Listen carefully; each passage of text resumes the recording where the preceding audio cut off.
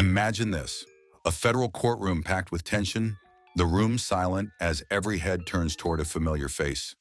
Usher Raymond, the Grammy-winning R&B icon, known for his chart-topping hits and sold-out concerts, wasn't there to perform. He wasn't there to discuss record deals or music industry drama. He was there for something far more serious, something that could change the music industry forever. Usher stepped forward to testify in the ongoing federal trial of Sean Diddy Combs, who now faces major charges including human trafficking, coercion, and running a criminal network cloaked in fame and fortune. For years, Usher had remained quiet about his past, but now he was ready to break that silence. Because according to him, keeping the truth inside had become unbearable. He began his testimony by recalling a life-changing moment, the day his mother told him he'd be moving to New York to live with Diddy. He was only 14 at the time, fresh off his debut album and full of dreams. The move was orchestrated by Layface Records' L.A. Reid, who thought that living with Diddy would catapult Usher to superstardom. But no one truly understood the world the teenager was about to step into. From the moment he arrived at Diddy's lavish Midtown penthouse, Usher said, things felt wrong. The space oozed with excess, champagne with breakfast, strange people asleep in different rooms, others roaming around barely dressed. These weren't other young artists or mentors. They were celebrities, models, and industry players involved in scenes a teenager shouldn't have been anywhere near. Usher would later learn the place had a nickname, Flavor Camp. At the time, he thought it sounded cool. Now he knows better. It was code for indulgence, control, and manipulation. Usher told the court he had expected lessons in performance and artistry, but those lessons never came. Instead, he was told to watch and keep quiet. It wasn't about music, he said. It was about being groomed into that lifestyle. He added that no one, his label, his mother, or anyone in the industry, had warned him. And yet, according to him, they all knew what Diddy's world really looked like. People saw Diddy as the cool guy, Usher said, but no one talked about how much power he had, how he used it to control people's careers. He said there were others, young hopefuls brought in with promises of fame and success, only to be exposed to a reality no one had prepared them for. Usher stopped short of naming names, but hinted that others would eventually come forward. He also spoke about the adults who surrounded Diddy, the staff, the assistants, the drivers. According to Usher, they all saw what was happening. They acted like it was normal, he said, but we all knew better. The adults failed us. One of the most harrowing parts of Usher's testimony came when he described a secluded trip to the Caribbean with Diddy when he was just 15. The trip was pitched as a private getaway, a mentorship retreat, but there were no music lessons, no vocal training, no development sessions. That's when I realized I wasn't there to learn, Usher said. I was just there.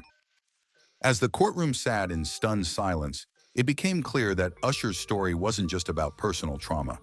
It was about the unchecked power of celebrity, the manipulation of young artists, and the toxic culture hidden beneath the surface of the entertainment industry.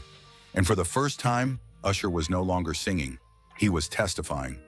Imagine this, a federal courtroom, tense and completely silent. Then all eyes shift as a familiar face steps forward, one known from sold-out stadiums, platinum albums, and decades of chart-topping hits.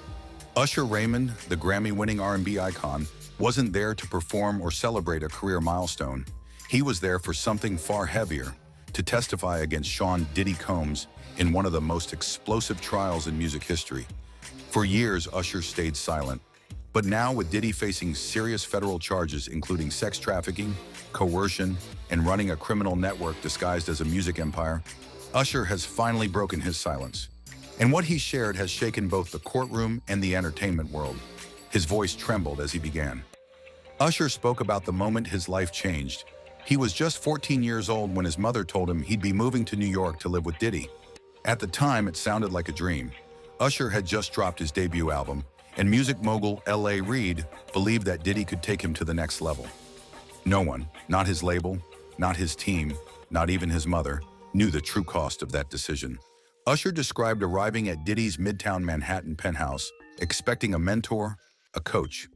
Instead, he found a world he was too young to understand. He called it the Flavor Camp, a term Diddy used for his lavish, out-of-control lifestyle. But Usher quickly learned this wasn't a place for learning vocals or stage presence. It was a playground for power, indulgence, and exploitation. From champagne breakfasts to strangers passed out in rooms he didn't know existed, Usher painted a picture of chaos hidden behind velvet ropes. There were models, celebrities, and a revolving door of excess. Usher told the jury, "I thought I was going to learn how to be a star. Instead, I saw things no teenager should be exposed to." What came next stunned the courtroom. Usher recounted a private trip to the Caribbean arranged by Diddy when he was just 15. The setting was private, far from cameras, press, or publicists. "That's when I realized," Usher said, "I wasn't there to learn anything about music." The statement was chilling in its simplicity and terrifying in implication. The courtroom sat frozen as Usher described another moment, one that changed him forever. At 17, he attended an elite mansion party in Atlanta with Diddy. Security guarded every door. The music boomed until dawn, but what left a scar wasn't the luxury, it was the secret room. Diddy, grinning, told Usher, "You're not ready for that yet." But Usher peeked in anyway. He wouldn't say exactly what he saw. Maybe he couldn't, but he told the jury, "That night changed me. I saw things I still can't explain. I don't know if it was legal, but I know it wasn't right." The testimony only got heavier. At 18, Diddy invited Usher to a penthouse suite to meet a powerful investor who could fund his first world tour. Usher believed it was a once-in-a-lifetime opportunity. But when he arrived, he found 3 men in robes in a room that reeked of something other than business. One of them asked if I wanted to be remembered forever, Usher said. He wasn't talking about music. Usher left immediately, but everything changed after that. He was removed from tour opportunities. A prominent producer who had promised to work with him suddenly backed out. "Doors that had always been open to me just slammed shut," he said. "I didn't understand it back then, but now I do." Usher then turned to the topic of Justin Bieber, the artist he helped discover and mentor. He explained that he wanted to be the protective older brother he never had. But according to Usher, the moment Diddy got involved, things took a dark turn. Diddy began inviting Justin, who was only 15, to events he called Flavor Camp, the same phrase he used with Usher years prior. When Usher confronted Diddy, he said, "What did you do to Justin?" Diddy allegedly smirked and replied, "Same thing they did to me. It's how the game works." That was the final straw. Usher said he distanced himself from Diddy from that point forward. "Watching what happened to Justin, I couldn't stay silent anymore." Usher's voice broke when he spoke about his record deal as a teen. He signed away rights to his masters until the age of 35, locked into a 5-album deal with no real understanding of what he was giving up. "I just wanted to sing," he said. Later, a private accountant showed him documents that revealed he was owed over $4.3 million in royalties. When he brought it to Diddy, he says Diddy laughed and said, "If you knew what was really owed to you, you wouldn't sleep at night." When asked why he hadn't spoken out sooner, Usher's response silenced the room.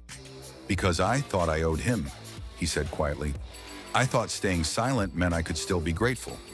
But you can't be grateful for a lie." Every person in the courtroom felt the weight of his words. Behind every chart-topping hit, behind every sold-out tour and red carpet moment, was a young man carrying years of pain, secrets, and silence. As Usher finished, he said he wasn't just speaking for himself. He was speaking for the voices drowned out by applause, the ones too scared or too broken to come forward. His testimony has now become a turning point in the case, a lightning rod of truth in a trial built on deception. And the story may not be over. Rumors are swirling that more artists are preparing to come forward. If Usher's bravery opens that door, the music industry may be forced to reckon with decades of buried truths. So, will justice be served? Or is this just the beginning? Drop your thoughts below, and if you're following this unfolding story, don't forget to like, subscribe, and turn on notifications. Because when the biggest stars in the world start telling the truth, nothing stays the same.